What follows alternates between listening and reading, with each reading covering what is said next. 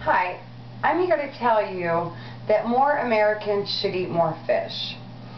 I never liked fish growing up. I always thought that it tasted fishy, so I always thought that I never liked it, until I moved to Florida and actually tasted fresh fish. I learned that it actually has no fishy taste at all, and that's also one of the ways you can tell if it's fresh or not, by the taste. Americans are eating only 5 ounces a week of fish, high in omega-2 fatty acids, 7 ounces less than recommended by the U.S. Food and Drug Administration. Figures have shown that 14% of women of childbearing age eat no fish at all, which is a scary number when considering that omega-3s are known to be crucial to a developing fetus. So I am going to tell you how many people do not eat enough fish, the nutrients that are in fish, the benefits to eating fish, and the many different ways that you can prepare fish. We will start by talking about why most people do not eat enough fish. A survey done in January of 2000 showed that 86% of more than 1,000 women and men surveyed do not eat fish 3 times a week. While most of them surveyed expressed awareness about the health benefits of fish and omega-3s, nearly half said this knowledge did not cause them to eat more fish. People's reasoning of eating fish or not are different, and according to a survey done by Ocean Essentials Inc., most respondents said they like to eat fish. Well, on a 10-point scale, 59% rated how much they liked fish of 7 or above.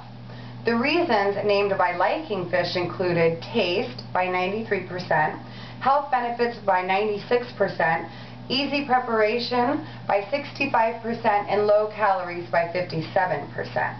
And the barriers to eating fish named by respondents were by expense by 34%, taste by 33%, preference of family members by 31%, portability by 28%, difficult to find by 22%, difficult to prepare by 20%, and finally allergies by 14%.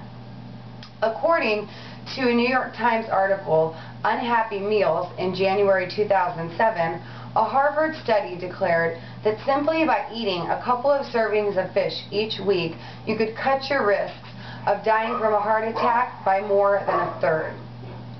So now, moving on, fish should be a necessity in everyone's diet for the high proteins, vitamins, and omega-3 fatty acids that it has to offer.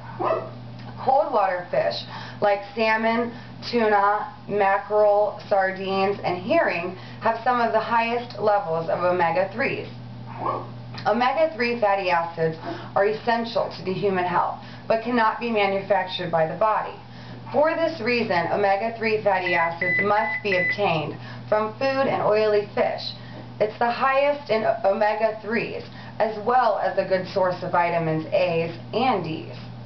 More than 5,000 studies published around the world have reported omega-3 health benefits ranging from heart health, improved joint flexibility and mobility, to enhanced brain development and memory. An ideal protein source for those who wish to reduce their calorie intake, you should eat white fish such as cod, haddock, plaice, and whiting. They are very low in fat and contain some omega-3s too, but at much lower levels than oily fish. A 4-ounce serving of fish satisfies almost half of an adult's daily protein requirement, and fish protein is highly digestible as well. So now we will cover some of the health problems that the omega-3 fatty acids help with, along with the benefits of the chemicals called EPA and DHA that are in fish. Fish can reduce some problems associated with PMS, memory loss, cardiovascular functions, colon cancer, prostate cancer, and stroke. In fish oils, there is a chemical compound called EPA that is derived from the omega-3 fatty acids. This helps regulate the levels of these chemicals in the body, which reduce the effects of PMS. The anti-inflammatory effects of fish oil in the body can also help PMS pain, as well as cramping during the actual menstrual cycle. By helping to reduce the inflammation in the body, the pain can be lessened dramatically. Studies have found that older adults whose diets include 3 or more weekly helpings of baked or broiled tuna and other fish like cod, they are high in omega-3 fatty acids, are less likely to develop silent brain lesions that can lead to cognitive decline and vascular stroke. According to a 2005 U.S. Department of Health and Human Services meta-analysis that reviewed 497 studies, high EPA and DHA consumption may help ward off Alzheimer's disease and dementia. I find that information very important, being that my grandmother did die of Alzheimer's. And a Finnish study of 3,204 men and women found that those who ate fish less than once a week were 31% more likely to be depressed than those who ate it at least twice a week. I believe that is also wonderful information, being that a lot of people do suffer from depression. So now that I've proved the health benefits that you can get by eating fish, I'd like to convince you that you don't have to be one of the people who don't eat fish because of the taste, by explaining a few simple things that you can do to make fish a delicious delight. According to a well-known chef in Washington, D.C., Barton Seaver, nearly 70% of all fish eaten in the U.S. is eaten at restaurants. The highly preferred amount of preparing fish, whether eating at home or dining out, appears to be fried.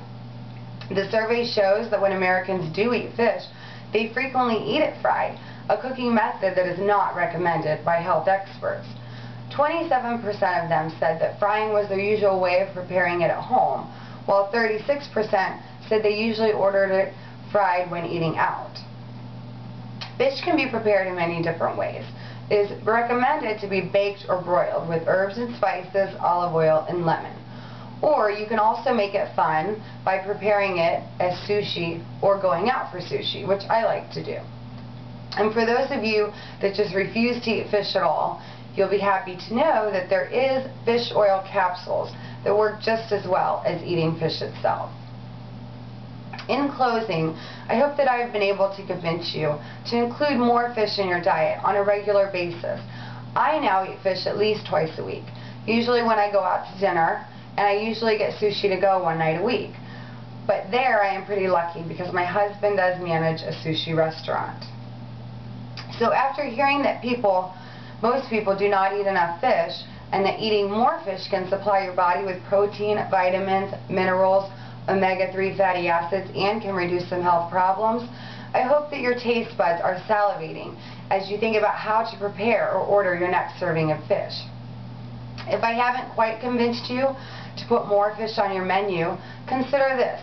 According to science, Americans' lifespan is less than 4 years to men and women in Iceland and Japan, where they eat fish daily.